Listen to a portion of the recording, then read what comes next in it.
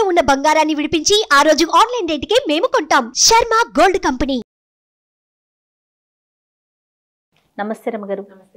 రమగారు, మనము నోవెల్స్ చెప్పుకుంటూ ఉన్నాం, మధ్యలో కొంచెం గ్యాప్ వచ్చింది కదా, ఏదైనా మంచి నావెల్ చెప్తారా? మరీ పాత నావెల్ కాదు, ఇవాళ తీసుకున్నది ఇంచుమించు 90s లో వచ్చింది. ఓకే. దొరసాని. దొరసాని సినిమా కూడా ఉంది రమగారు. ఇది ఇటీవల కాలంలో వచ్చింది కదా. ఆ సినిమాలో ఏమో ఆ అమ్మాయి ఏదో ఒక రాజుగారు అమ్మాయి, ఒక జమీందారు కూతురు. ఇది అది కాదు. ఓకే. ఒక చక్కటి అందమైన అమ్మాయి కథ. చెప్పండి చెప్పండి. ఈ రైటర్ ఎవరంటే రెంటచింతల మీనా ఆవిడ పేరు. ఈ కథ రాసేసరికి ఆవిడ చిన్నవారే, పెద్ద ఏజ్ ఉన్న ఆవిడేం కాదు, 20-30 మధ్యలో ఉండుంటాయేమో అనుకుంటున్నాను. నిన్నంతా మీరు మాట్లాడుతూ ఉన్నారు, టెక్స్ట్ చేస్తూ ఉన్నారు, ఆవిడేనా? అవును. ఓ సూపర్. నేను ఒక 5-6 రోజుల క్రితం మెసేజ్ పెట్టా, ఈ నావెల్ చెప్పాలనుకుంటున్నాను, మనసులోని మనసు చేసినట్టుగా చేస్తాను అని. అయితే ఆవిడ వారం నుంచి చూడలేదు. నిన్న నేను ఇక్కడ స్టూడియోలో అన్నారు కదా, చేయండి మీరు ఎలా చేస్తారో నాకు కూడా ఇంట్రెస్టింగ్ గా ఉందని చెప్పారు. అయితే ఈవిడతోటి మాట్లాడడం కుదిరిందనమాట. ఇది స్వాతిలో సీరియల్గా వచ్చింది. వస్తే చివరి ఎపిసోడ్ మిస్ అయ్యా నేను. కథ నాకు నచ్చింది. మామూలుగా మనకి ఒక వివాహ బంధం మీద, వైవాహికమైన వ్యవహారం మీద ఒక నమ్మకం ఉంటుంది. ఇష్టం లేకుండా పెళ్లి చేసుకున్న క్రమంగా పెళ్లిలో అడ్జస్ట్ అవుతారు పీపుల్. మనం అలాంటివి చూస్తాం కదా. పెళ్లికి ముందు నువ్వంటే నాకు ఇష్టం లేదు, లేదా పెళ్ళి అవ్వగానే కూడా మా అమ్మా నాన్నల బలవంతంతో పెళ్లి చేసుకున్నాము అన్న వాళ్ళు క్రమంగా సంసారంలో పడిపోతే మన చుట్టాల్లో వాళ్ళల్లో కనిపిస్తూ ఉంటారు. అవునవును. అయితే ఈ కథలో ఏంటంటే ఇష్టం లేకుండా ఏదో ఒక తొందరపాటికి లోనే పెళ్లి చేసుకుని అమ్మాయికి నువ్వంటే నాకు ఇష్టం లేదని చెప్పి మెల్లిగా ఆ వివాహ బాంధవ్యానికి లోబడిపోయిన ఒక అబ్బాయి అమ్మాయి కథ. మంచి ఇందులో ఒక చిన్న రొమాంటిక్ ఇది ఉన్నది, కానీ అది గట్టిగా చెప్పబడదు, ఒక సాఫ్ట్గా వెళ్తుందన్నమాట. ఒకే చోట కలిసి ఉంటే భార్యాభర్తలు వివాహం అయిన తర్వాత ఆ బాంధవ్యం వాళ్ళని ఎట్లా కలుపుతుంది అని చెప్పి చిన్న కథే. ఒక ఏమైనా 22 ఎపిసోడ్లు అలా ఉన్నాయి అంతే. 20-22 వారాల కథ, అందుకంటే పెద్దది కాదు. వారం వారం వెయిట్ చేసేదాన్ని బాగా నేను. 90s లో వచ్చింది. రమగారు, ఇప్పటికీ స్వాతిలో ఇలా సిరీస్ వస్తున్నాయా రమగారు? సీరియల్స్ ఇప్పుడు మధుబాబు గారిది కూడా ఏదో నడుస్తుంది ఇప్పుడు, నల్ల త్రాచో ఏదో. ఎక్కడైనా ఓసారి పుస్తకం కనబడితే చూస్తుంటాను నేను. ఇప్పుడు చదవట్లా. అప్పుడు ఏం చేసేదాన్ని అంటే రోజువారీ పుస్తకాలు తెచ్చిచ్చేందుకు ఒక అతను వస్తుండేవాడు. నెలకి ఇంత డబ్బులు కట్టేవాళ్ళం. ప్రతిరోజు వీక్లీ ఏదో ఒక వీక్లీ చతుర, విపుల అవి వచ్చేవి, స్వాతి మంత్లీ వచ్చేది, స్వాతి వీక్లీ, ఆంధ్రజ్యోతి, అప్పుడు పుస్తకాలు ఉండేవి, నవ్య, తర్వాత ఏమో పల్లకి అవి కూడా వచ్చేవి, హాసం అనే ఒక పత్రిక అట్లా వస్తూ ఉండేవి. ఇప్పుడు ఒక 8 ఏళ్ళుగా ఆ మనిషి కుదరలేదు. నేను కూడా ఏవేవో రకరకాల వేరే వ్యవహారాల్లో పడిపోయి రెగ్యులర్ వీక్లీలు చదవటంలో. అయితే మీనా గారు కొంతకాలం క్రితం నాకు ఫేస్బుక్లో కలిశారు. నేను ఫేస్బుక్ పెట్టేసరికల్లా ఆవిడ రెస్పాండ్ అయ్యారు, నన్ను చూస్తున్నానని చెప్పారండి. ఇప్పుడు పెద్దగా కథలు అవి రాయట్లేదు, తక్కువ రాస్తున్నారు. రాస్తూ ఉండండి బాగుంటుందని అడిగాను, కానీ తర్వాత పెద్దగా ఆవిడతో నేను మాట్లాడలే. చాలా రోజుల తర్వాత నేను మెసేజ్ పెట్టి ఆవిడకి చేస్తాను. సూపర్, బాగుంటుంది కథ. ఇప్పటికి కూడా దొరుకుతుంది. దొరసాని పేరుతోటి, రెంటచింతల మీనా ఆవిడ పేరు. షూర్గా మీనా రెంటచింతల పేరుతోటి మీరు మనం ఫేస్బుక్లో కూడా వారిని చూడొచ్చు. స్క్రిప్ట్లో ఈ పుస్తకం దొరికింది నాకు. స్క్రిప్ట్ అనే యాప్ ఉంది, అది ఒక 4 రోజులు మనం ట్రై చేయొచ్చు, ఫ్రీ ట్రయల్ ఇస్తాడు. 4 రోజుల తర్వాత మనం బ్యాంక్ అకౌంట్ అని అటాచ్ చేసేయాలి. నెలకి ఇంతని కట్ అవుతుంది. రెగ్యులర్గా ఏవో ఒక నావెల్స్, పుస్తకాలు పాతవి చదివేందుకు ఒక అవకాశం. ఆన్లైన్ చదవటమే, నేను చదువుతున్నా కదా. ఇప్పుడు ఆన్లైన్ చదవటం మీద నాతో డిస్కషన్ పెట్టకండి, నాకు వేరే అవకాశం లేదు, అందుకని అవే. అయితే ఈ స్క్రిప్ట్లో దొరికిన పుస్తకం, ఈ పుస్తకం దొరికాకే నేను వారితో కనెక్ట్ అయ్యాను. ఈ కథ ఏంటంటే జానకి అని ఒక అమ్మాయి. ఈ అమ్మాయి ఇంటీరియర్ డిజైనరు. అమ్మ, నాన్న, తమ్ముడు, నాయనమ్మ మంచి యాక్టివ్గా ఉంటారు. ఆవిడ బాగా ఈ పిల్లని అన్ని రకాలుగా చక్కగా చూసుకుంటారు. కథా ప్రారంభం మనకి ఎట్లా కనపడుతుందంటే, జానకి విహారీ భార్యాభర్తలు. విహారికి GMగా ప్రమోషన్ వస్తుంది. ఇంటికి వెళ్తాడు. 2 పిల్లలు వాళ్ళకి. ఓ పిల్లాడు ఒక 4-5 క్లాసులు, 4వ క్లాసు పిల్లాడు ఒకడు, చిన్న పిల్లాడు ఒక 5 ఏళ్లవాడు, అట్లా 2వ పిల్లాడు. వాడు ఎప్పుడు పక్కింట్లో ఆడుకుంటున్నట్టుగా చూపిస్తారు. మన దగ్గర కూడా ఉంటారు, అంతే పక్కింటికి వెళ్ళిపోతారు చూపిస్తారు. ఆ రోజు రాత్రి విహారి అనుకుంటాడనమాట, తను ఆలోచిస్తాడు, 7-8 ఏళ్ల క్రితం ఈ జానకితో నేను క్షణం బతకలేను అనుకున్నాను, ఇప్పుడు జానకి లేకపోతే నేను క్షణం బతకలేనట్టుగా అయిపోయాను. కథ ఇట్లాగే మొదలవుతుంది. వీళ్ళకి పెళ్లి చేస్తారు. జానకికి విహారికి పెళ్ళి అవుతుంది. పెళ్ళైన రెండో రోజే సెకండ్ డే అత్త మావలకి అమ్మ నాన్నకి టీ తెస్తుంది జానకి. అప్పుడు విహారి అరుపులు వినపడతాయి అమ్మాయికి. నా పెళ్ళి నా గొంతు కోసేశారు, మీరు ఇట్లా మోసం చేశారు నన్ను అని చెప్పేసి అమ్మా నాన్నల మీద చెడా పోట్లాడతాడు. ఏం జరిగిందో అర్థం కాదు. వాళ్ళమ్మా నాన్న వీళ్ళమ్మా నాన్న ఇద్దరి మీదే అరుస్తాడు, మీరు నన్ను మోసం చేశారు, మోసం చేసి పెళ్లి చేసేశారు. ఆ అమ్మాయి అప్పుడే వచ్చేసరికల్లా అతనికి ఏం చేయాలో అర్థం కాదు. ఈ అమ్మాయిని ఏమంటాడంటే, చీ నీ మొహం నేను చూడను, నువ్వంటే నాకు పరమసహ్యం అంటాడు. పిల్ల బిక్క చచ్చిపోతుంది, ఏం చేయాలో అర్థం కాదు, అసలు ఏం జరిగిందో తెలియదు. అతను వెళ్ళిపోయాక వాళ్ళమ్మా నాన్న వీళ్ళమ్మా నాన్న ఇద్దరు అమ్మాయికి చెప్తారు. వీళ్ళమ్మా నాన్న కూడా తెలుసు ఇతనికి ఇంతకు ముందే ఒక అమ్మాయితో ప్రేమ వ్యవహారం ఉంది, కళ్యాణి ఆ అమ్మాయి పేరు. అయితే ఆ అమ్మాయి నుంచి తప్పించారు ఇతన్ని అమ్మా నాన్న ప్లాన్డ్గా తప్పించి ఈ అమ్మాయిని ఇచ్చి పెళ్లి చేశారు. ఏమని చెప్పారు అని అడిగింది. ఈ అమ్మాయి ఏంటంటే మిత భాష, కొంచెం తక్కువ మాట్లాడుతుంది. ఏమని చెప్పారు అంటే, అమ్మాయికి బ్రెయిన్ ట్యూమర్ అని చెప్పాం, అమ్మాయికి ఏదో హెల్త్ ఇష్యూస్ ఉన్నాయి. అంతకుముందే వీళ్ళిద్దరికి చాలా గొడవలు ఉన్నాయి. ఎవరికి? కళ్యాణికి విహారికి గొడవలు ఉన్నాయి. ఈ అమ్మాయికి బ్రెయిన్ ట్యూమర్ అని తెలిసాక అయితే ఈ అమ్మాయి ఏమనుకుంటుంది, బ్రెయిన్ ట్యూమర్ అని తెలిస్తే ఇంకా అమ్మాయిని సపోర్ట్ చేయాలి కానీ వీడు పెళ్లి చేసుకోవటం ఏమిటి అనిపిస్తుంది ఈ పిల్లకి. అక్కడ జరిగిన వ్యవహారాలు ఏంటో వాళ్ళకి తెలీదు, ఈ అమ్మాయికి సరిగ్గా తెలియదు. అక్కడి నుంచి వాడు గట్టిగా అరిచాడు కదా, నువ్వంటే నాకు అసహ్యం, నీ మొహం నేను జన్మలో చూడను అన్నాడు. అమ్మాయికి ఏం చేయాలో తెలీదు. వాళ్ళ అమ్మ నాన్న ఏమంటారు, ప్రేమంగా సర్దుకుంటుంది అనుకున్నాము, మెల్లిగా చూద్దాం, నీకు ఇష్టం లేకపోతే డివోర్స్ తీసుకుంది. కానీ ఆ మాట అంటే నిన్న పెళ్ళయింది ఇవాళ డివోర్స్ అంటే అదేదో చేయకుండా ఉండాల్సింది కదా. కదా, వీడు ఇట్లా రియాక్ట్ అవుతాడు అనుకోలేదు. పెళ్ళైన రెండో రోజే వాడికి నిజం తెలిసిపోయింది అబ్బాయికి. సరే ఏం చేస్తుంది, బిక్కమొహం వేసుకుని కూర్చుంటుంది. సరే లోపలికి వెళ్తే వాళ్ళ నాయనమ్మ ఏమంటుంది, వాళ్ళ నాన్న కొంచెం ఆలోచించు, డివోర్స్ తొందరపడద్దు, ఆలోచించమంటాడు. ఇవి పెద్దగా జానకి వాళ్ళ నాన్న లెంగ్దీగా సంభాషణలు ఉండవు, కొంచెం సింపుల్గానే ఉంటాయి.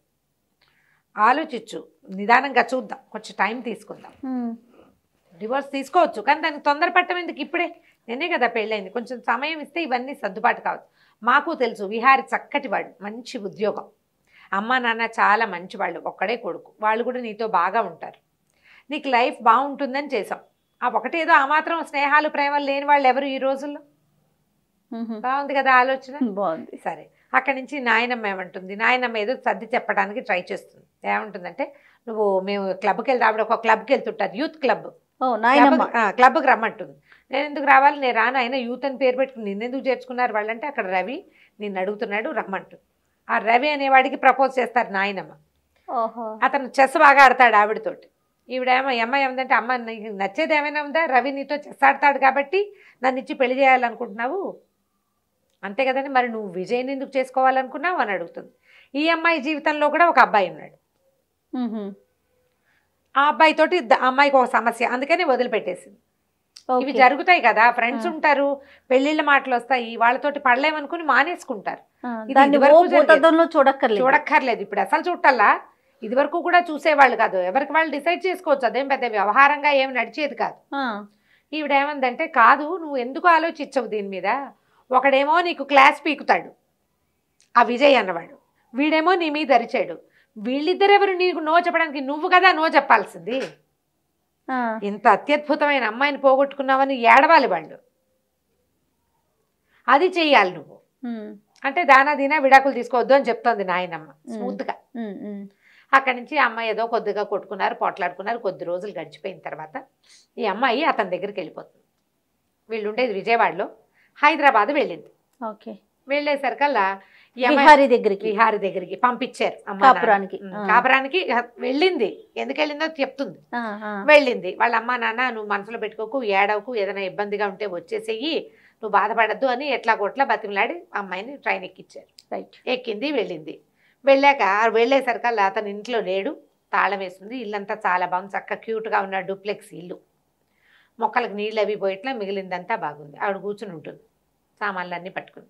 ఓ అమ్మాయి వేస్తుంది చక్కగా పోనీ టైల్ చేసుకుని. అప్పుడు ఈ అమ్మాయికి తెలుస్తుంది అనమాట, విజయ్ అని ఈ అమ్మాయికి ఒక ఫ్రెండ్ ఉన్నాడు మన జానకి. అతను ఏం చేసేవాడు, ఈ అమ్మాయి ఏంటంటే కొంచెం పాతకాలం పద్ధతిలో లూజ్గా పెద్ద పెద్దగా ఉండేటువంటి చుడిదార్లు వేసుకునేది. ఫ్రెండ్షిప్ అయిన కొత్తల్లో బాగానే ఉండి క్రమంగా ఈ డ్రెస్సింగ్ స్టైల్ మార్చుకో, మంచి చక్కగా బట్టలు వేసుకో, లేటెస్ట్ ట్రెండీగా ఉండు, ఐబ్రోస్ ప్లక్ చేసుకో, మస్కారా వేసుకో, జుట్టు ఇంత బారెడి జడ, ఆ జడ కత్తిరించుకుని స్టైలిష్గా చేసుకోమని చెప్పేవాడు అతను. అప్పుడు జానకి ఉండదు అనుకునేది అమ్మాయి. దిస్ ఈజ్ మీ, దీంట్లోంచి మారకూడదు. ఎవరికోసమైనా మారాలా మనం? ఈ కథలో నాకు అండర్ కరెంటు 90sలో నన్ను అట్రాక్ట్ చేసింది, ఇప్పటికీ నాకు నచ్చిన పాయింట్ అది. నీలాగా నువ్వు ఉండటానికి నువ్వెవరినైనా ఎందుకు ఇంప్రెస్ చేయాలి? నిన్ను చూసి ఇంప్రెస్ అవ్వాలి. వాళ్ళ ఇంప్రెషన్ కోసం నువ్వెందుకు మారాలి? నీకు నచ్చింది నువ్వు చెయ్యి. త్రూ అవుట్ ద స్టోరీ అది నడుస్తూ ఉంటుంది. నేను నాలాగా ఉంటా, లూజు లంగడా బట్టలు వేసుకోవటం, లూజ్గా ఉన్న డ్రెస్ వేసుకోవటం, పెద్ద బారెడ్ జడ వేసుకోవటం, పెద్ద బొట్టు పెట్టుకోవటం, ఐబ్రోస్ షేపు గీపు చేసుకోకుండా చక్కగా కళ్ళ నిండా కాటికి పెట్టుకుని పెద్ద జడ వేసుకుని పువ్వులు పెట్టుకోవడం అమ్మాయి స్టైలు. వీడికి అమ్మాయి నచ్చింది, కానీ అమ్మాయి స్టైల్ తనకు కావాల్సినట్టుగా మార్చేయాలని చూస్తాడు విజయ్. వాడిని భరించలేను అనుకుని ఈ అమ్మాయి ఆత్మాభిమానం పైకి లేచి వదిలేస్తుంది అతను. ఈ అమ్మాయిని కళ్యాణి వస్తుంది అక్కడికి. ఇది గుర్తొస్తుంది అనమాట. విజయ్కి ఎట్లా కావాలో అలా ఉంది కళ్యాణి. చక్కగా షార్ట్ హెయిర్, పోనీ టైలు, చక్కగా మంచి మాస్కారా, ఐ లాషెస్కి చక్కగా బాగా చక్కగా నీట్గా చేసిన మస్కారా వేసుకుని ఫిగర్ హగ్గింగ్ టైప్ డ్రెస్ వేసుకుని కనపడుతుంది. అబ్బో విహార్ ఏదో చెప్పాడు, మీరు భలే అందంగా ఉన్నారంటుంది. జానకి చాలా అందమైంది, కానీ కొంచెం పాతకాలం పద్ధతిలో ఉంటుంది. అమ్మాయి చీర జడ అవన్నీ కూడా కాస్త కన్జర్వేటివ్ మోడ్లో ఉంటాయి. సరే ఏం చేస్తుంది, కాసేపు చూసి విహార్ ఇప్పట్లో రాడు అని ఆలోచించి, మీరు రావడం అసలు ఇష్టం లేదు నాకు అని చెప్పి తాళం తీసి బ్యాగ్లో పర్సులో నుంచి తాళం ఉంటుంది. విహారి ఇంటి తాళం కళ్యాణి దగ్గర ఉంది. తాళం తీస్తుంది, లోపలికి వెళ్ళండి అంటే తీసుకొస్తుంది. తీసుకొచ్చి పైకి తీసుకెళ్తుంది. ఒక పెద్ద బెడ్రూము, పక్కన ఒక గెస్ట్ రూమ్ ఉంటుంది. ఇల్లు చక్కగా ఉంటుంది, డూప్లెక్స్ ఇల్లు. ఈ రూమ్లో సామాన్లు పెట్టుకోమంటుంది. గెస్ట్ రూమ్లో పెట్టుకోవాలి భార్య. కాసేపు ఉంది, పైన కంపెనీ ఇచ్చింది. విహార్ వచ్చాడని పరిగెత్తుకుంటూ కిందకి వెళ్తుంది కళ్యాణి. పైకి అతన్ని పైకి వచ్చి ఎందుకు వచ్చావు అని పోట్లాడతాడు. నువ్వు ఎందుకు వచ్చావు, నీకు నాకు సంబంధం లేదని చెప్పేసా కదా, నీ మొహం నాకు గిట్టదని చెప్పే కదా, ఎందుకు వచ్చావు అంటాడు. నేను వచ్చాను, నా అంతటి నేను వచ్చాను, నా అంతటి నేను వెళ్ళేదాకా నేను ఇక్కడే ఉంటానని చెప్పేస్తుంది. వాళ్ళను, నేను నీ భార్యని, నా పని మీద వచ్చాను, నువ్వు పిలిస్తే రాలా, ఇప్పుడు ఇప్పటిదాకా మీదే ఇల్లు, నేను నీతో నా పెళ్ళి సేఫ్గా ఉన్ననాళ్ళు ఇది నా ఇల్లు కూడా వెళ్ళంటుంది. అతను కాస్త ఆ కళ్యాణితో కలిసి బండి మీద వెళ్ళిపోతాడు. ఈ అమ్మాయి ఇల్లు వాకిలి కొంచెం చూసుకుని చక్కగా ఇల్లు బాగుంది, అమ్మాయికి శుభ్రాలు బాగా పని చేసుకుంటుంది, ఎంతసేపు పని చేస్తుంది. మొక్కల్లో నీళ్ళు పోసుకోవటం, అన్నీ నీట్గా సర్దటం, అన్నీ దులుపుకోవటం, ఆ గోల్ చాలా ఎక్కువ. స్టార్టింగ్ నుంచి చివరి దాకా చూపిస్తూనే ఉంటారు అది కథలో. అమ్మాయి పని చేస్తుంది అని అంతా చూసుకుంటుంది. తిండికి ఏముందో చూసుకుని ఏదో బ్రెడ్ పెట్టుకుని తింటుంది, పైకి వెళ్ళి పడుకుంటుంది. చీకటి పడ్డాక రాత్రి అయ్యాక అతను వస్తాడు, ఏదో వండుతాడు, కిందకు వచ్చి చూస్తుంది, కంచం పడేస్తాడు తినమని. అమ్మాయి ఉంది కదా మరి, ఏ పెద్దగా తిందు, పడుకుంటుంది. ఒక రోజు గడుస్తుంది, 2 రోజులు గడుస్తాయి. ఈ అమ్మాయి ఎందుకు వచ్చింది, ట్రాన్స్ఫర్ అయిపోయింది. ఈ అమ్మాయి ఏం చేసింది, పెళ్లి కుదిరిపోయింది, పెళ్ళి అయిపోతుంది కదా అని హైదరాబాద్ ట్రాన్స్ఫర్ పెట్టుకుంది. వాళ్ళ కంపెనీ ఇక్కడ ఉంది, అక్కడ బ్రాంచ్లో పనిచేసేది, ఉద్యోగం చేసే అమ్మాయి. మరి అమ్మాయి ఫ్యాషన్ డిజైన్, ఏమంటారు దాన్ని, ఇంటీరియర్ డిజైనర్. ఓకే, ఆర్కిటెక్చర్ చదువు ఉంటుంది బహుశా, డిజైనింగ్ చేస్తుంది ఇళ్ళు. ఇక్కడ బ్రాంచ్లో చేరాలి. ఇంకా సెలవు ఉంది, సెలవు అయ్యాక ఈ లోపల అలవాటు అవుతుంది, కాస్త ఇంట్లో ఉండి అలవాటు చేసుకుని ఆఫీస్కి వెళ్ళాలి. సరే ఇంకేం చేస్తాడు, భార్య వచ్చేసింది. ఈ లోపల ఏమవుతుంది, ఇతను ఒక కెమికల్ కంపెనీలో పనిచేస్తాడు, చాలా మంచి పోస్టులోనే ఉంటాడు. అయితే మేనేజర్ ఆయన ఎండి పిలుస్తాడు, మీ ఆవిడ వచ్చింది కదా, నువ్వు పెళ్ళాన్ని మా ఇంటికి తీసుకురమ్మంటాడు భోజనం. ఆయన రాఘవరత్న ఆయన పేరు. ఆయన భార్య కుమారుడు ఉంటారు, కూతురు కూడా ఉంది, కూతురుని చూపించారు కథలో. భోజనానికి తీసుకురమ్మంటే సరే ఏం చేస్తాడు మరి, ఈ అమ్మాయి పెళ్ళయింది, ఈ అమ్మాయి వచ్చింది, అవన్నీ ఆయనకు తెలుసు. సరే వాళ్ళ ఇంటికి తీసుకెళ్తాడు, అడుగుతాడు రమ్మ వస్తావా అని. సరే చక్కగా తయారవుతుంది. ఆ అమ్మాయి ఉంది, పట్టు చీర కట్టుకోవటం అవన్నీ స్టైలు. నేను ఫ్యాషన్ పరేడ్కి వచ్చినట్టు వస్తున్నావు, అలా కాదంటాడు. మరి ఇప్పుడు చీర మార్చుకోవాలంటే టైం లేదు. వాళ్ళ ఇంటికి తీసుకెళ్తాడు. ఇంటికి తీసుకెళ్లేసరికి అలా వాళ్ళు విపరీతంగా ఇంప్రెస్ అవుతారు. అమ్మాయితోటి ప్రేమలో పడకుండా ఎవరూ ఉండలేరు. అమ్మాయి మనిషి ఎట్లాంటిది, పైగా మృదు భాషి, తక్కువ మాట్లాడుతుంది, ప్రశ్నకి చక్కగా సమాధానం చెప్తుంది, నిదానంగా ఆన్సర్ చేస్తుంది, అందంగా ఉంటుంది. నువ్వు పెద్ద పెద్ద కళ్ళు, కళ్ళ నిండా కాటుక, చక్కటి ముఖం, చక్కగా జడ, మంచి పట్టు చీర, కుదురుగా కుందర బొమ్మలా ఉంటే ఎవరికైనా నచ్చుతుంది కదా, గీసి పెట్టిన బొమ్మలాగా ఉంటుంది. వీళ్ళకు ఒక అబ్బాయి ఉంటాడు, ఆ రాఘవరత్నకి, గౌతమ్. ఆ అబ్బాయి కళ్ళు అంటుకుపోతాయి ఈ అమ్మాయి మీద. వీళ్ళకి తెలుసు కళ్యాణితో వీడి లవ్ స్టోరీ, 2 ఏళ్ల పాటు వాళ్ళు కలిసి తిరిగింది. కళ్యాణ్ని వదిలేసి ఈ అబ్బాయి, ఈ విహారీ జానకిని పెళ్లి చేసుకున్నది వాళ్ళకి తెలుసు. ఆ జానకి పేరు వాళ్ళకి చాలా నచ్చుతుంది. పైగా అమ్మాయి ఇంట్లో ఉన్న సామాన్లు అన్ని పక్కగా ఏవేవి ఎక్కడైనా ఉన్నాయి. అంటే డిజైనర్ కదా. అప్పుడు అతను చెప్తాడు ఈ అమ్మాయి డిజైనర్ అనేసరికి వాళ్ళకి ఇంకా ఎంత నిదానంగా కన్జర్వేటివ్గా ఉన్న అమ్మాయి ఫ్యాషన్ డిజైనర్ అనుకోండి. ఇంటీరియర్ డిజైనర్ అంటే వాళ్ళు ఇంకా స్టైలిష్గా ఉండాలి. కన్జర్వేటివ్గా ఉన్న అమ్మాయి, అమ్మాయి చేసే వర్క్, ఇవి రెండు వాళ్ళని ఆకర్షిస్తాయి. అక్కడి నుంచి కొద్ది రోజులు ఇట్లా గడుస్తుంది. పెద్దగా వీడేమంటుంది, మీరు ఎలా పని చేసుకుంటున్నావు ఏంటి అని అడుగుతారు. నేనే చేసుకుంటాను, పని మనిషి లేదంటే ఒక అమ్మాయింది పంపిస్తానంటారు. మర్నాడు పొద్దున ఒక కాంతమ్మని ఒక పని అమ్మాయిని పంపిస్తారు. ఓ 40-50 ఏళ్ళు మధ్యలో. ఆవిడ వచ్చి ఇక్కడ వీళ్ళ ఇంట్లో స్థిరపడుతుంది. వద్దంటారు. 400 జీతం అంటే చాలా ఎక్కువ. 90s లో 400 ఎక్కువ. మా 90s లో మేము కూడా మా పని మనిషికి 100 రూపాయలు ఇచ్చేవాళ్ళం. 100 చాలా ఎక్కువ. 80 అసలు అప్పుడు 80 రూపాయలు మాత్రమే. 100 రూపాయల పని మనిషి కూడా ఉండేది మనకి ఇది వరకు. 100 రూపాయలు పని అంతే అంతే. ఈఎస్ఐ నుంచి లోపల రావడానికి 2 రూపీస్ ఇచ్చేవాళ్ళు అంజయ్. ఆటోకి 2 రూపాయలు ఆటో.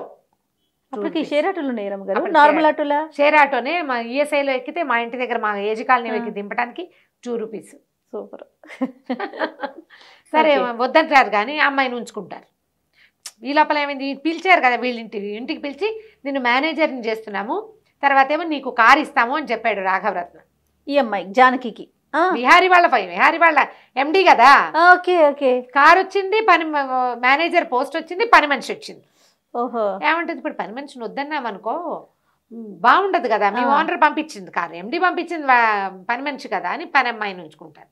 నేను రేపొద్దున వెళ్ళిపోతా, అప్పుడు నీకు ఇంట్లో ఉంటుంది తోడు. ఈ అమ్మాయి వెళ్ళిపోతుందని ఫిక్సే ఇద్దరు. ఓకే సరే. అక్కడి నుంచి కాంతమ్మ మెల్లిగా అమ్మాలి. ఇప్పుడు అమ్మాయి అయిందనుకో వీళ్ళిద్దరు చెరో గదిలో ఉంటారు అనే సంగతి తెలిసిపోతుంది. జానకి కరెక్ట్గా క్రాప్ చేసినట్టుగా ఉండే మనస్తత్వం. ఆ అమ్మాయి కట్ చేసేస్తుంది. నీకు అక్కర్లేదు అని చెప్పగలదు పని మనిషికి. ఎక్కువ ఇన్వాల్వ్ అవ్వనివ్వదు.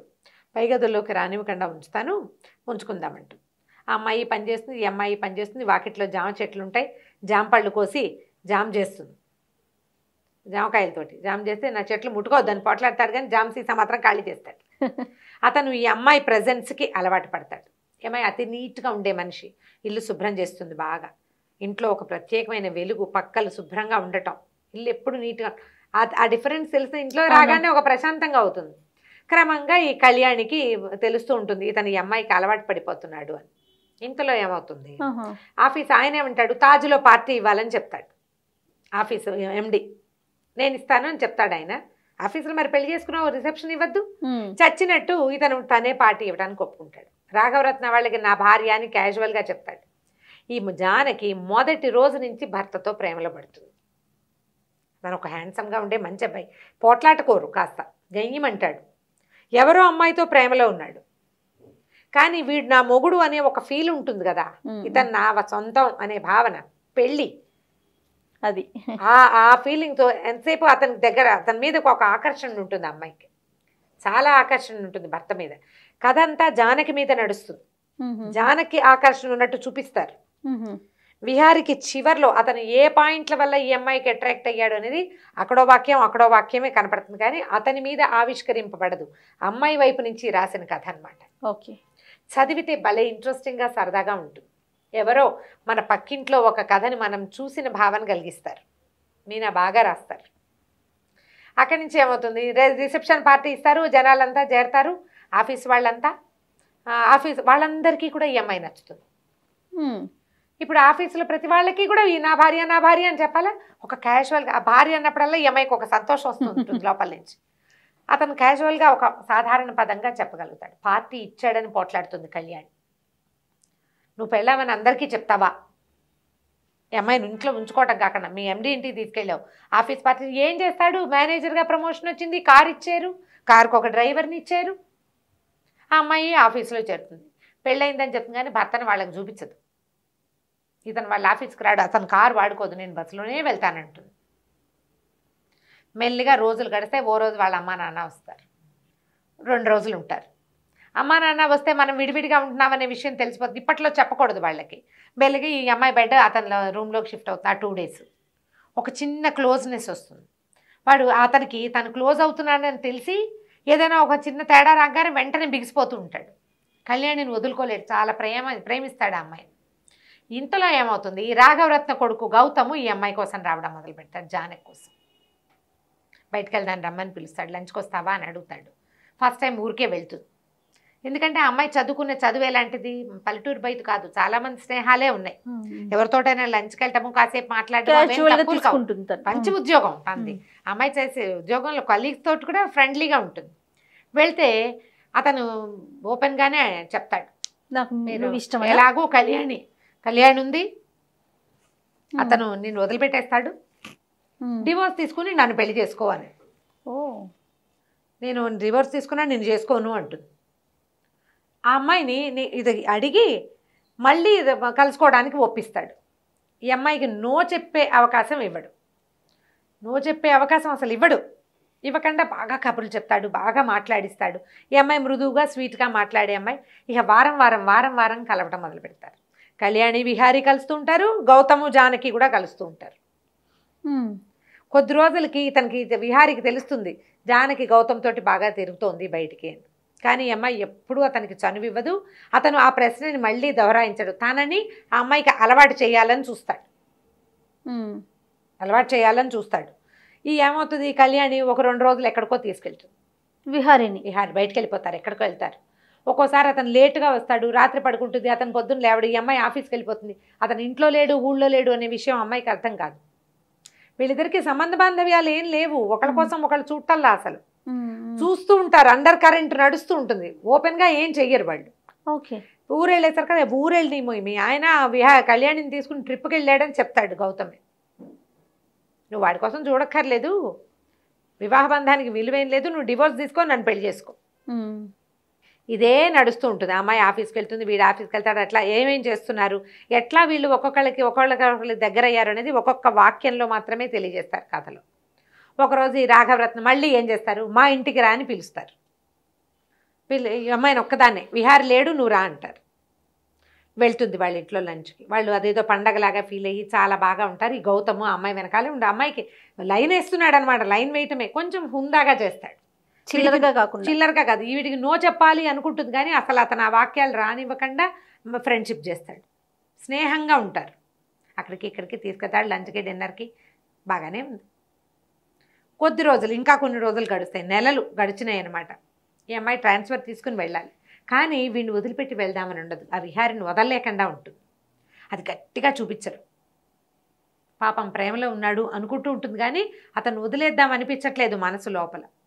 ఒకరోజు రాఘవరత్నే నేను లంచ్కి రమ్మని అమ్మాయిని పిలుస్తాడు. పిలిచి ఏమిటి నీ జీవితం, ఏంటి కళ్యాణ్తోనే తిరుగుతున్నాడు, నా కొడుకు పెళ్ళైన ఆడపిల్ల వెనకాల పడ్డం నాకు ఇష్టం లేదు అని చెప్తాడు. మీ అబ్బాయికి చెప్పాలిగా ఆ మాట అనుకుంటుంది. పెళ్ళైన ఆడపిల్ల వెనకాల పడద్దంటే అతను ఏంటంటే ఈ అమ్మాయి డివోర్స్ తీసుకుంటుంది, ఈ అమ్మాయిని తను సొంతం చేసుకోవాలని చూస్తాడు. ఈ విహారికి ఈ అమ్మాయి ఫ్రీక్వెంట్గా గౌతమ్తో తిరుగుతోందని, వెళ్ళిపోతోందని ఒక మంట వచ్చేస్తుంటుంది లోపల నుంచి. తనకి ఎందుకు మంట వస్తుందో వాడికి అర్థం కాదు పాపం అతనికి. ఇలాగే నడుస్తుంది కథ, బాగుంటుంది. ప్రతి ఎపిసోడు మంచి ఇంట్రెస్టింగ్గా కనిపిస్తుంది అనమాట. అక్కడి నుంచి కాంతమ్మ వీళ్ళిద్దరికీ పడట్లేదని, వీళ్ళు సరిగ్గా ఉండరని, కళ్యాణ్ వచ్చి వీడి వెనకాల తిరుగుతుందని, రేపు నాటికి ఈ పెళ్లి విచ్ఛిన్నమైపోతుందేమోనని అర్థమైపోతుంది. పెద్దది కదా, చూస్తోందిగా ఈ అమ్మాయి ఎంత బుద్ధిమంతురాలు, అతను ఎంత మంచివాడు. కానీ వీళ్ళిద్దరి మధ్య ఒక అనుబంధం ఉంది. ఆ మూడో అమ్మాయి కళ్యాణిని చూస్తే విసుగు. ఓ రోజు రాత్రి వాకిట్లో ఎక్కడో ఉన్న గుడికి బయలుదేరుతుంది. 9 గంటల తర్వాత ఇక్కడ గుట్ట మీద గుడి ఉందంటే ఆ అమ్మాయితో పాటు వెళ్తాడు. నిశ్శబ్దంగా నడవటం, వెన్నెల్లో ఆ వెన్నెల్ని ఆస్వాదించటం, మాట్లాడకుండా ఉండటం. అక్కడికి వెళ్ళి కూర్చున్నాక అప్పుడు ఒకళ్ళ సంగతిలో ఒకళ్ళు మాట్లాడుకుంటారు. అసలు సంగతి చెప్తాడు, ఎందుకు కళ్యాణ్ని వదిలిపెట్టి తనని చేసుకున్నాడో ఈ అమ్మాయికి అప్పటిదాకా తెలియదు. ఇది ఈ కథకి కీలకం. అమ్మాయి చెప్తుంది, అబ్బాయి ఒకళ్ళకొకళ్ళు చెప్పుకుంటారనమాట. కళ్యాణ్కి సమ్ ఫుడ్ ఎలర్జీ ఉంది. ఆ ఫుడ్ ఎలర్జీ ఏంటంటే ఆ ఫుడ్ తీసుకున్నప్పుడు ఆ అమ్మాయికి తెక్కొచ్చింది, పోట్లాడుతుంది, దుర్భాషలాడేస్తుంది. ఎందుకు అమ్మాయి ఇరిటేట్ అవుతుందో అమ్మాయికి తెలీదు, ఎవరికీ అర్థం కాదు. ఆ అమ్మాయి ఒక సైక్రియాటిస్ట్ అపాయింట్మెంట్ తీసుకుంటే సైక్రియాటిస్ట్ రకరకాల టెస్టులు అవి ఇవి చేసిన తర్వాత ఫుడ్ ఎలర్జీ కారణమని కనిపెట్టాడు. ఎప్పుడు వీడితో పోట్లాడుతుంది, అన్నిటికీ విసుకుంటుంది, ఎంతసేపు అలుగుతుంది, ఏడుస్తుంది, నీ మొహం నేను చూడంటుంది, నా మొహం నువ్వు చూడద్దంటుంది, మళ్ళీ వచ్చేస్తుంది మామూలుగా. ఆ ఫుడ్ పొట్టలోంచి బయటకు వెళ్ళిపోయాక మళ్ళీ మామూలు అయిపోతుంది. అయితే ఈ సమయంలో ఏమైంది, అమ్మాయికి సైకాలజిస్ట్ దగ్గరికి, డైటీషియన్ దగ్గరికి అలా తిరుగుతూ ఉంటుంది. కానీ ఇతనికి నిజం చెప్పాల, సిగ్గుపడిందిట అమ్మాయి. సిగ్గుపడి చెప్పలేదు. చెప్పక ఇప్పుడు ఫుడ్ ఎలర్జీస్ని ట్రై చేయాలంటే మనం తినేవన్నీ ఈ పదార్థాలన్నీ తీయాలి కదా, ప్రతిదీ ట్రై చేసి వస్తుందా రావట్లేదో చూసుకోవాలి. ఈ ట్రయల్స్లో ఇతనితోటి కొంచెం తగ్గించుకుంటుంది. ఈ సందట్లో ఆ అమ్మాయి ఒక సైకాలజిస్ట్ దగ్గరికి, ఒక సైకియాట్రిస్ట్ దగ్గరికి వెళ్తున్నది వీళ్ళ అమ్మా నాన్న చూశారు. వీళ్ళిద్దరికి కొట్లాటలుగానే ఉంది. ఆ అమ్మాయికి బ్రెయిన్ క్యాన్సరో బ్రెయిన్ ట్యూమరో అని చెప్పారు. ఇతను నీకు బ్రెయిన్ ట్యూమరా, బ్రెయిన్కి సంబంధించిన జబ్బు ఉందా అని నిలదీసి అడిగినా ఆ అమ్మాయి నిజం చెప్పదు. ఎందుకు నిజం చెప్పలేదు అని పెళ్ళైన రోజుని అతనికి పెళ్ళని అమ్మాయికి తెలిసింది. ఏడుస్తూ ఫోన్ చేసింది, ఇది నా సమస్య, ఇప్పుడు చాలా మటుకు క్లియర్ అయిపోయింది 99%. అంతా క్లియర్ అయ్యాక నీకు చెప్పాలనుకున్నాను, ఈ లోపల నువ్వు తొందరపడిపోయావని ఏడిచి మొత్తుకుంది.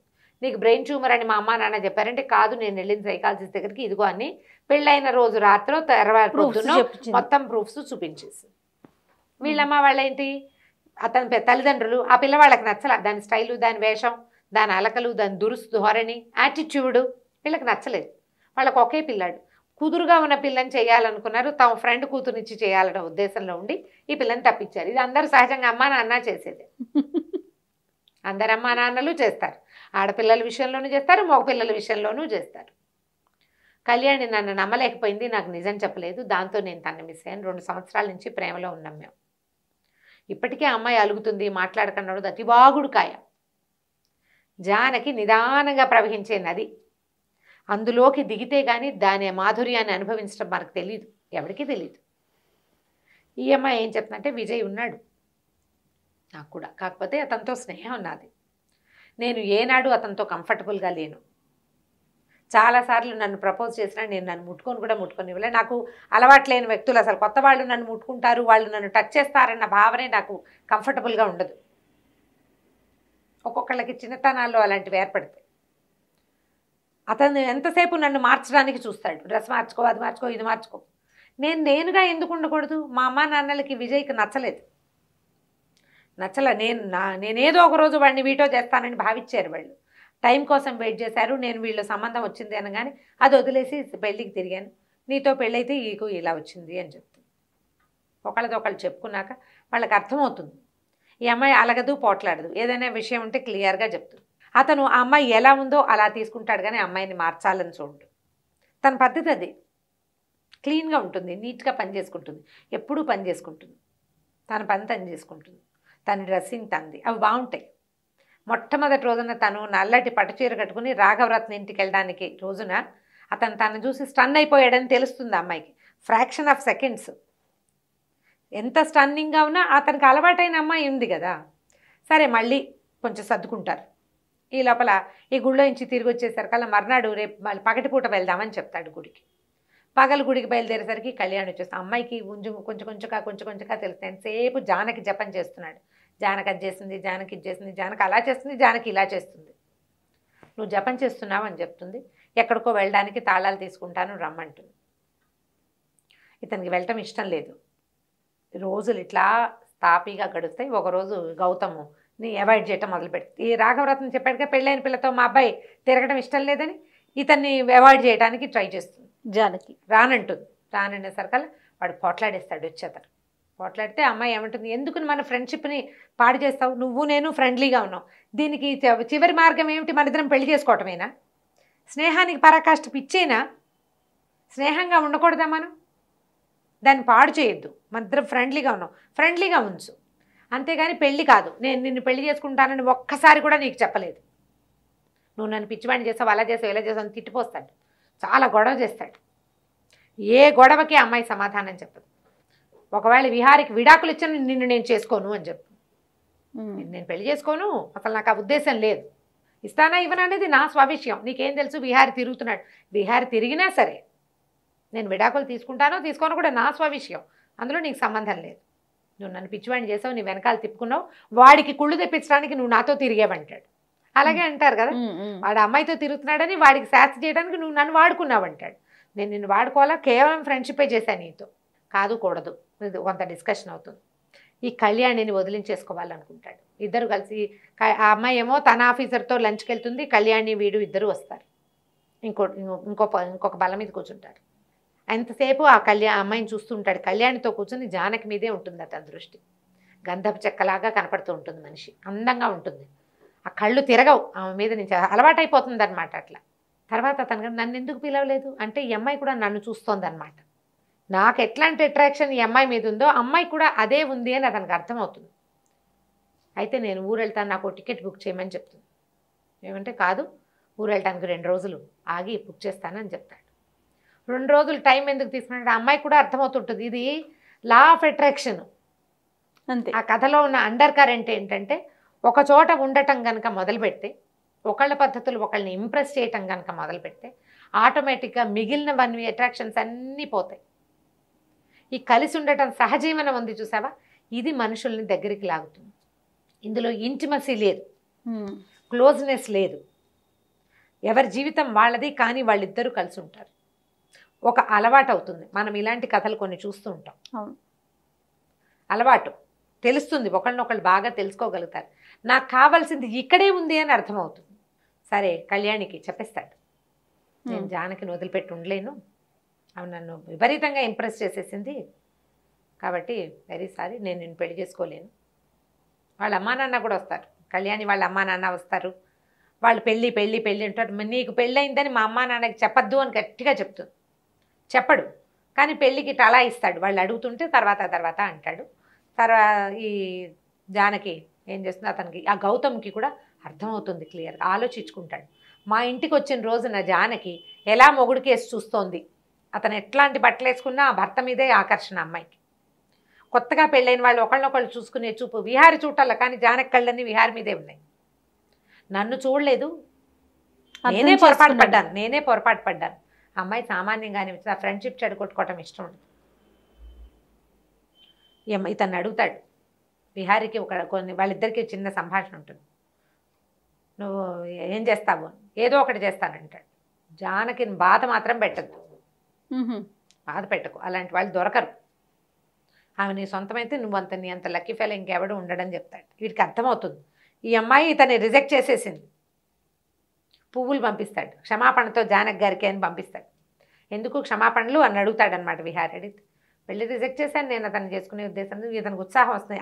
ఈ అమ్మాయికి అతని మీద ఏ ఆసక్తి లేదు, తన మీదే ఉంది అని అర్థమవుతుంది. ఆ రోజు రాత్రి పరిగెత్తుకుంటూ ఇంటికి వస్తాడు. ఈ అమ్మాయికి ఆ ఇంట్లో ఉన్న కొన్ని ప్లేసులు అవి ఇష్టం, పారిజాత పువ్వులు రాలుతుంటాయి, అని మొక్కలు అవి ఇష్టపడే అమ్మాయి కదా. వాళ్ళిద్దరూ ఒకటైపోతారు. ఆ తర్వాత హాయిగా ఉంటారు. కళ్యాణి పెళ్లి చేసుకుంటుంది. ఆ కళ్యాణి పెళ్లి చేసుకుంది అనే మాట కథ మొదట్లోనే. కళ్యాణి వచ్చింది, నువ్వు అవాయిడ్ చేస్తావని అంటోంది, మీరు అంటుంది, అవాయిడ్ చేస్తున్నాడని అంటోంది. ఆయన వాళ్ళని సంటిగాడి పుట్టినరోజుకి పిలుద్దామా అంటుంది. వాళ్ళతో ఫ్రెండ్షిప్ మెయింటైన్ చేస్తున్నారు వీళ్ళు హెల్దీగా. గౌతమ్ తోటి ఫ్రెండ్షిప్ మెయింటైన్ చేస్తారు హెల్దీగా. ఇవి ఫిజికల్ అట్రాక్షన్స్ తాత్కాలికమైనవి, మానసికమైన అట్రాక్షనే ఎక్కువ కాలం బతుకుతుంది. దీంతో కథ ఎండ్ చేసేస్తారు. ఎంత హాయిగా రొమాంటిక్గా సాగుతుంది, ఎక్కడా రొమాన్స్ కనపడదు మనకి. అండర్ కరెంట్ ఇది కనిపిస్తుంది. అమ్మాయిలు తమ ఆత్మాభిమానాన్ని కాపాడుకోవటం, పెళ్లి చేసుకునేటప్పుడు ఏవి తీసుకోవాలి, అసలు పెళ్ళికి కావాల్సింది ఏంటి అనే పాయింట్ మీదే స్టోరీ నడుస్తుంది. మీనా రెంటచింతల ఆవిడ రాసిన దోసాని. చాలా బాగుంది రమ్మగారు, కూల్గా ఉంది. పుస్తకం దొరికితే చదవండి, స్క్రిప్ట్లో దొరుకుతుంది తప్పకుండా. ఇప్పుడు నేను చెప్పిన కథే కొంచెం లెంగ్తీగా ఒక 23 వారాలు ఏమో వచ్చిందని జ్ఞాపకం నాకు. చక్కగా ఉంటుంది, హాయిగా కూల్గా చదివచ్చు. భాష మన భాషే, లేటెస్ట్ సంభాషణలు కూడా కొన్ని ఉంటాయి, బ్రహ్మాండంగా ఉంటుంది. ప్రయత్నం చేసి చూడండి పుస్తకం కోసం. తప్పకుండా అండి. నమస్తే. నమస్తే.